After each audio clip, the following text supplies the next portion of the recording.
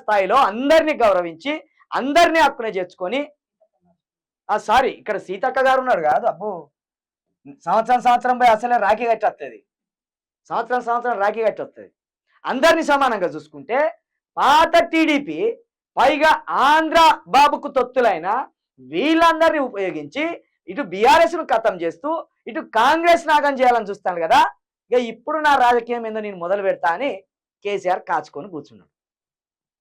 ఎక్కడైతే ముట్టుకోవద్దో గక్కడనే ముట్టుకున్నాడు చంద్రబాబు నాయుడు. ఏడైతే గొడవ కావద్దో గక్కడనే గొడవ చేసిండు ఈ రేవంత్ రెడ్డి.